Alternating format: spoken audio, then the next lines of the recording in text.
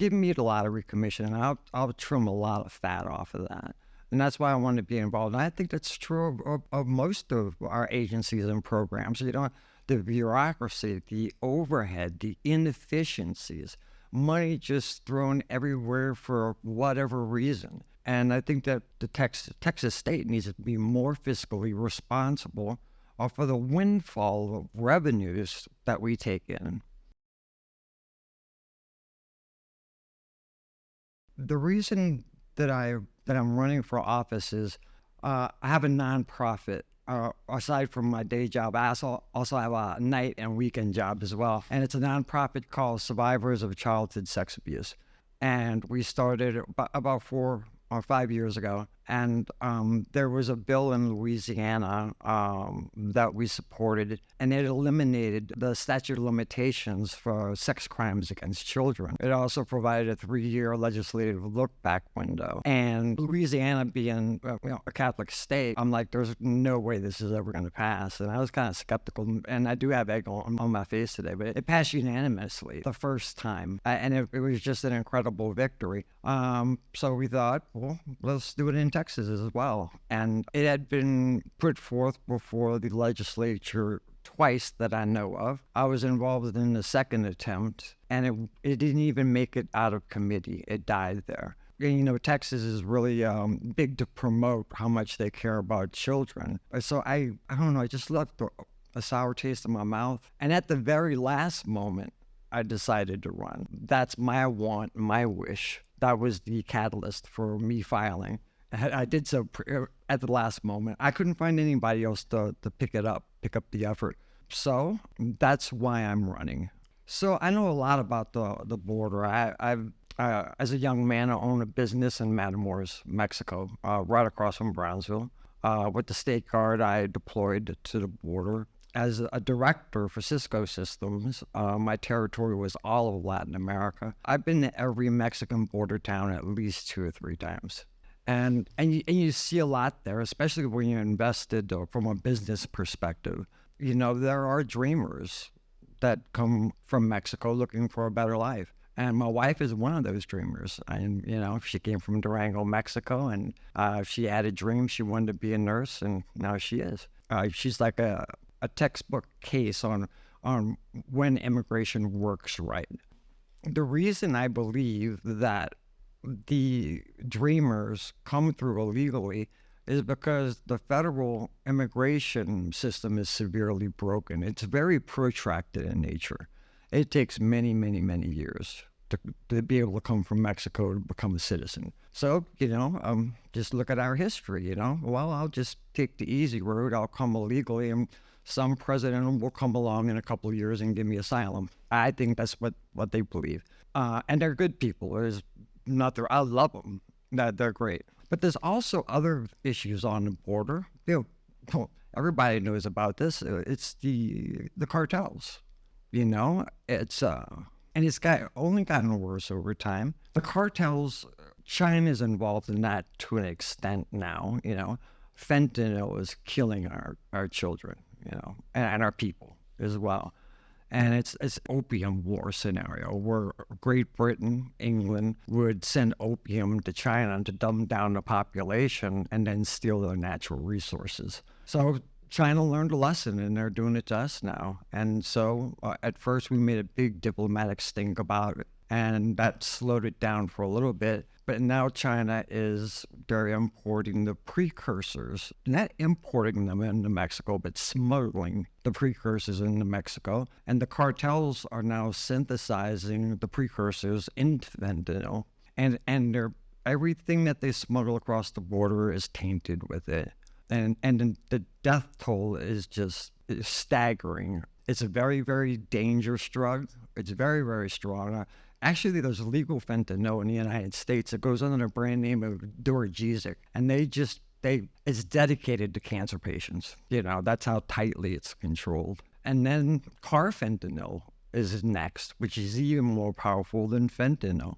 So, we always had cartel problems on the border, but it's getting worse and worse and worse. And we have to protect against that. There's also, a man in the Middle East has a fake Canadian passport, gets on a plane, flies to France, then flies to Mexico. And he shaves off his beard, leaves his mustache, and he looks just like a Mexican male. And then he crosses the border illegally and either starts or forms a terrorist cell. And human trafficking, especially child human trafficking. Children will come across the border unaccompanied by an adult, and on their arms and black marks a lot, they will have a phone number. And so we get the children and we call the number on their arms and, oh, my daughter, she's alive. I thought she was dead. Oh, can I have my daughter? And so they come to pick up their child and we hand them over. We hand over the children, and a lot of the times it's not a family member. It's a child trafficker, and then we lose another child. So on the federal level, we need a sensible immigration policy. And I can't wait for that day to happen. But the fact of the matter is we must protect the border. We must use all of our power and resources to fight this, but humane measures as well.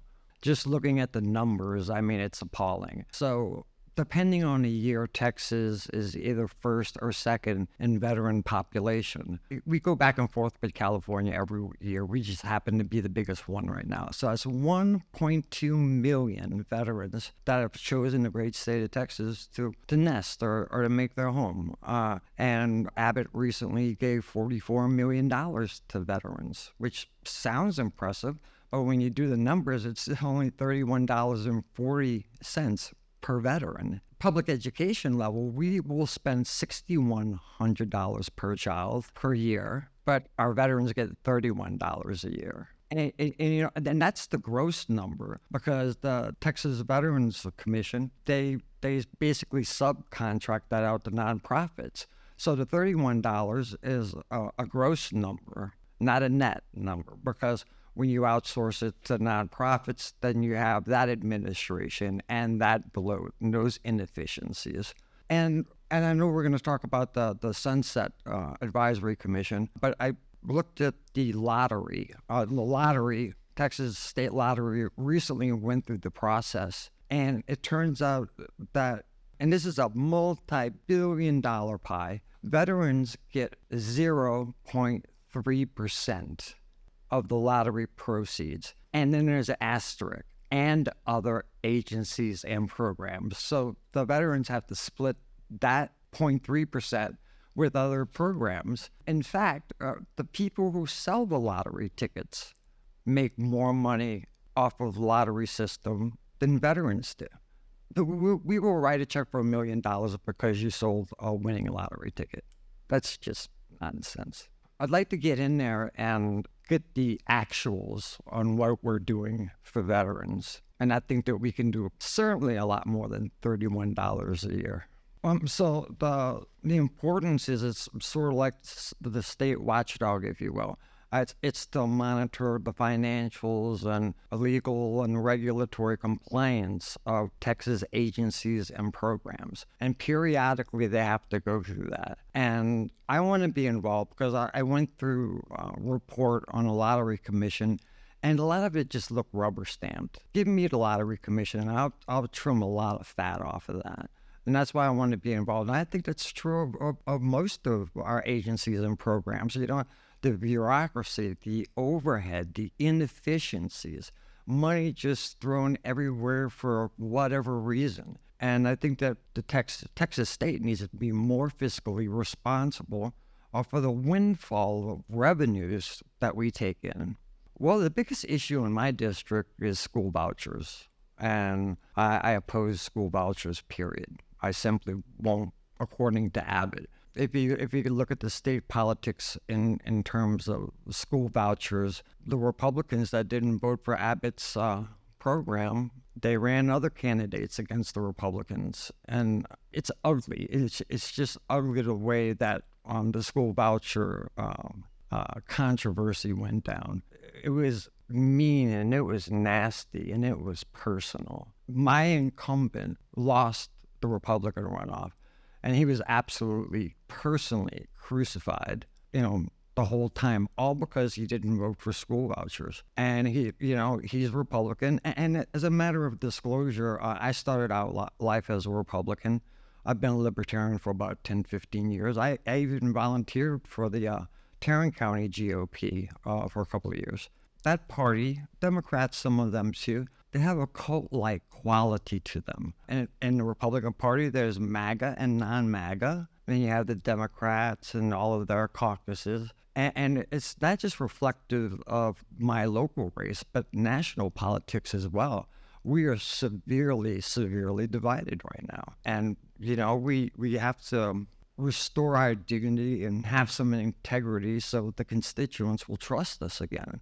And, the school vouchers, it's just, I have a romantic idea about public education because I'm a product of K-12 education. And any way you slice it, it's bad for the state and bad for our children. I talk to educators.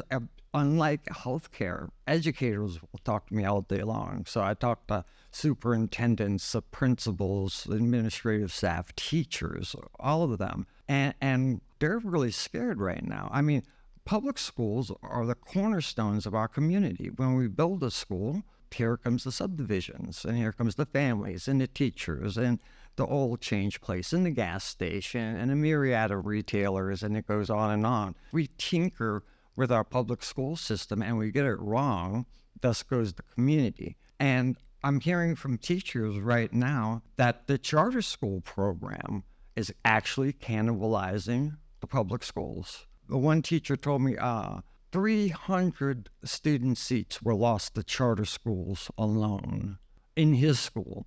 And that's devastating. And also, I think it's absolutely wrong to collect a constituent's tax dollar and then use it to send somebody else's kid to private school. And so I'm not going to give up on the public school systems. When a ship is listing, you don't scuttle it, you right the ship. And as big and great as we are, with all the talent that we have out there and the good public servants, there's an answer to the public school dilemma. But we would rather just throw money into another program rather than fixing what we have. And what we have is substantial. And we're not the worst school system in the country. If you want to see bad school systems, just look to our neighbors, Louisiana, Oklahoma, and New Mexico. I think it's a worthy and noble fight to fight for our children, to fight for our public schools.